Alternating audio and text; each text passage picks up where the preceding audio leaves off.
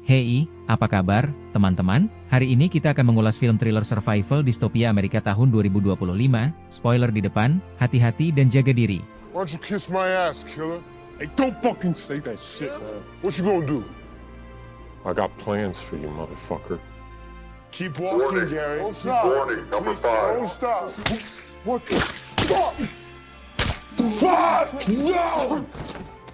Kisah ini dimulai di Amerika pada era distopia. Bangsa ini terpecah belah, dilanda krisis ekonomi yang tak berkesudahan, dan kemiskinan semakin parah setiap tahun tanpa tanda-tanda pemulihan. Di tengah kenyataan suram ini, seorang pemuda bernama Ray yang bepergian dengan ibunya menuju kompleks militer. Tujuannya adalah lokasi kompetisi brutal yang dikenal sebagai Long Walk. Kontes yang menjanjikan tidak hanya hadiah uang tunai yang sangat besar, tetapi juga bonus luar biasa. Keinginan terbesar pemenang akan dikabulkan apapun itu. Ibu Ray tidak tenang, wajahnya diliputi kekhawatiran saat mengingatkannya bahwa mengikuti balapan ini berarti mempertaruhkan nyawanya sendiri. Namun, meskipun khawatir, Ray tetap bertekad. Dia bertekad untuk bergabung dalam perjalanan panjang itu.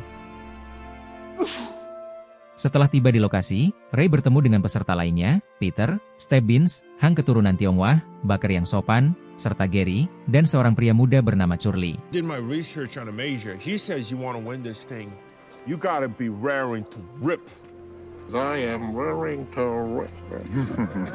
Tak lama kemudian, penyelenggara kompetisi muncul. Dia dikenal sebagai wali kota. Satu persatu, dia memanggil para kontestan untuk mengenakan lencana bernomor mereka. Setelah semua 50 peserta siap, wali kota mengulangi peraturan. Mereka harus terus berjalan di sepanjang jalur yang ditentukan tanpa berhenti karena alasan apapun. Kecepatan mereka tidak akan pernah turun di bawah batas yang ditetapkan. Memperlambat laju selama 30 detik berarti peringatan, dan 3 peringatan berturut-turut berujung pada hukuman pada peringatan keempat. Namun, jika seorang kontestan berhasil berjalan 3 jam tanpa kesalahan lain, semua peringatan sebelumnya akan dihapus. Aturan yang paling mengejutkan adalah hanya satu orang yang bisa menang. Tidak ada garis finish, tidak ada kemenangan bersama, hanya satu orang yang selamat yang akan mengklaim hadiahnya. Wali kota mengingatkan mereka bahwa acara tahunan ini disiarkan ke seluruh negeri dan berjanji bahwa kehidupan pemenang akan berubah selamanya. Bagi masyarakat umum, jalan kaki panjang itu bukan hanya kompetisi, tetapi simbol kelahiran kembali bangsa. We will be number 1 in the world again!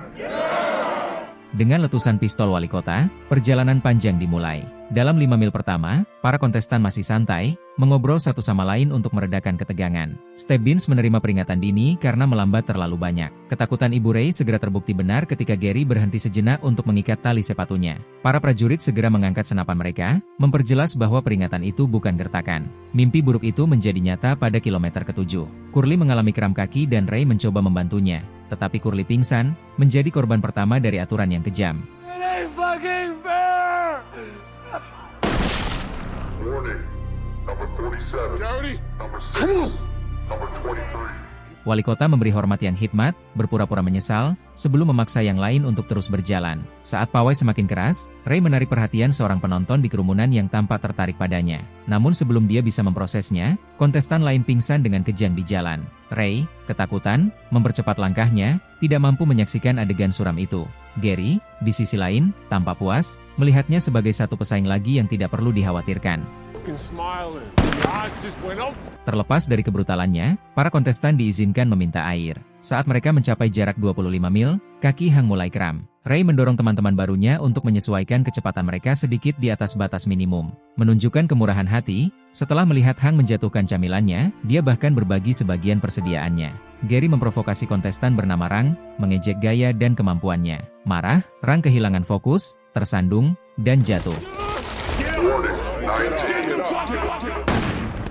Insiden itu membuat Peter dan beberapa orang lain marah, yang mengalihkan kemarahan mereka kepada Gary.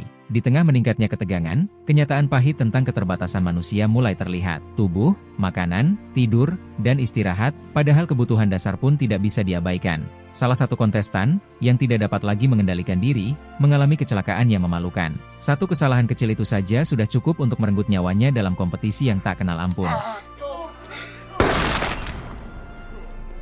Pada mil ke-35, malam telah tiba, dan wali kota memperingatkan bahwa kegelapan akan membuat segalanya lebih sulit. Sekitar pukul 3.45 pagi, Ray, yang sempat tertidur sebentar, dibangunkan oleh Peter. Kelalaian itu merugikannya besar. Dia menerima 3 peringatan berturut-turut karena kehilangan fokus, yang berarti dia tidak bisa lagi melakukan kesalahan lain selama 3 jam berikutnya. Tekanan itu sangat membebani dirinya saat kelompok mencapai tanjakan curam, membuat pawai semakin sulit. Dari belakang, teriakan peringatan dan suara senapan bergema, menandakan lebih banyak nyawa melayang. Ray yang hampir panik melihat tentara wali kota siap mengeksekusi para pelanggar. Provokasi Gary yang tak henti-hentinya hanya memperburuk ketegangan. Tepat saat keputusasaan melanda, Peter mendukung Ray, menawarkan air dan dorongan kepadanya. Bersyukur, Ray meminta maaf atas ledakannya sebelumnya dan Peter dengan tenang memaafkannya.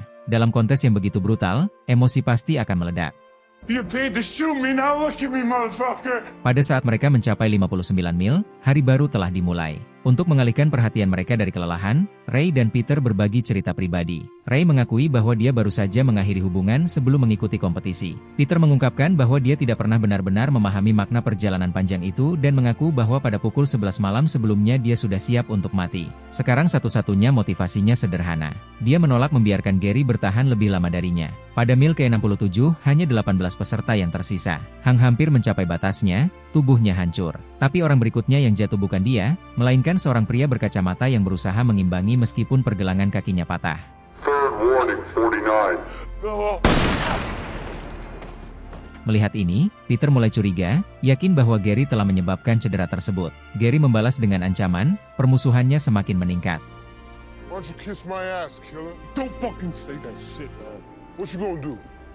I got plans for you, motherfucker. Ketika pawai mencapai 100 mil, wali kota mengucapkan selamat kepada peserta yang tersisa atas ketahanan mereka. Tapi salah satu peserta, jijik dengan kekejaman yang tak berkesudahan, keluar dari jalur dan menyerah. Para prajurit dengan cepat menegakkan aturan,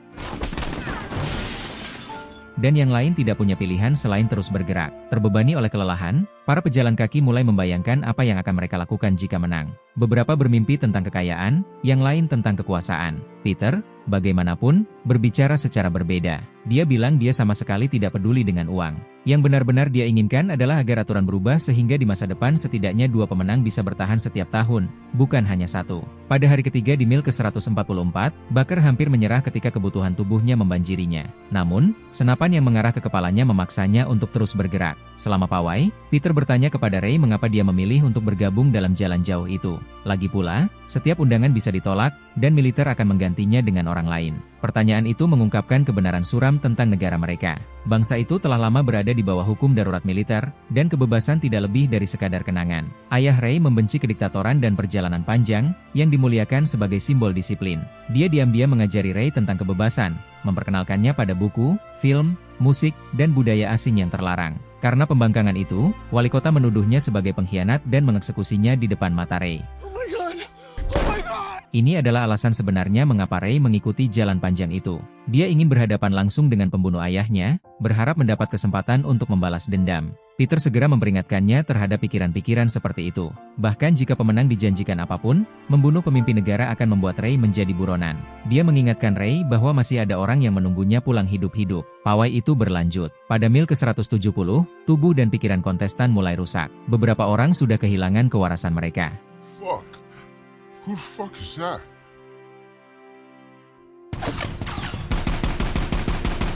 Malam itu, Stebbins memberitahu Ray bahwa Hang tidak bisa lagi melanjutkan. Ketika Ray mendekat, dia menemukan bahwa Hang sudah melewati batas tanpa harapan kembali. Second warning. Baker, yang hancur, mencoba memeluk temannya yang telah gugur. Ray dengan cepat menariknya kembali, mengingatkannya bahwa berlama-lama di sana akan membawa tentara wali kota dan kematian yang pasti. Pada hari keempat, para pejalan kaki telah menempuh jarak 209 mil, dan hanya 6 peserta yang tersisa. Ray menyemangati Parker dan Stebbins, yang masih bisa terus berbicara meskipun kelelahan. Pada saat itu, Gary berusaha meminta maaf atas perilaku masa lalunya. Tapi Petrus tidak mempercayai niatnya dan menolaknya. Merasa terisolasi dan tanpa sekutu, Gary akhirnya memilih untuk mengakhiri hidupnya sendiri. What the fuck?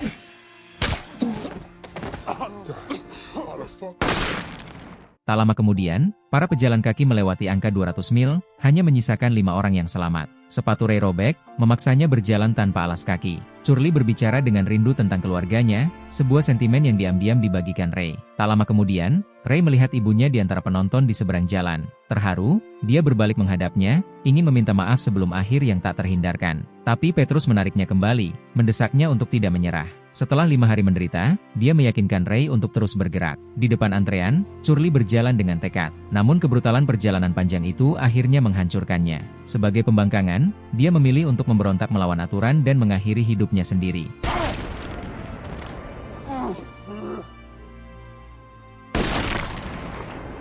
Pada mil ke-324, Baker mengalami mimisan parah. Ray dan Peter mencoba membantunya tetap mengikuti, tetapi Baker tahu ajalnya sudah dekat. Menerima nasibnya, dia melepaskan tag nomornya dan menyerahkannya kepada Ray, memintanya suatu hari nanti untuk menyampaikannya kepada neneknya. Tak lama kemudian, Baker keluar dari jalur dan menyerah, mengakhiri pawai mereka.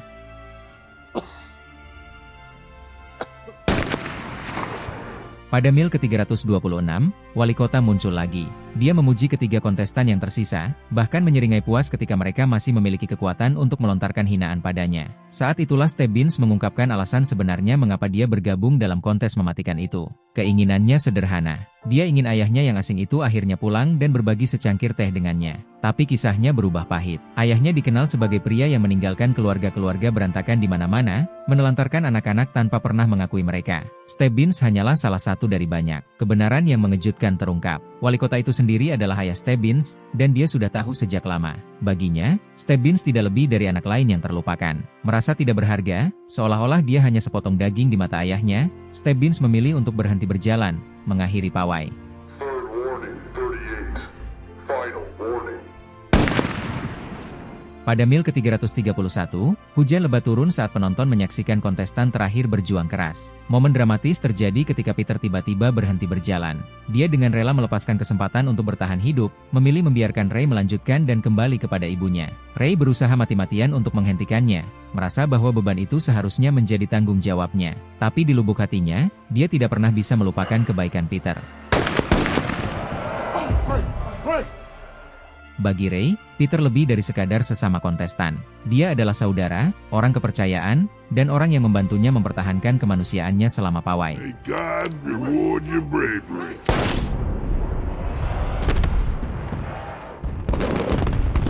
Wali kota maju mengucapkan selamat kepada Peter dan menawarkan hadiah yang dijanjikan. Satu permintaan pilihannya. Permintaan Peter sederhana. Dia meminta pistol tentara itu. Tanpa ragu, wali kota mengabulkannya. Di luar dugaan semua orang, Peter mengarahkan senjata itu ke wali kota sendiri. Berusaha mengakhiri kontes kejam itu sekali dan untuk selamanya.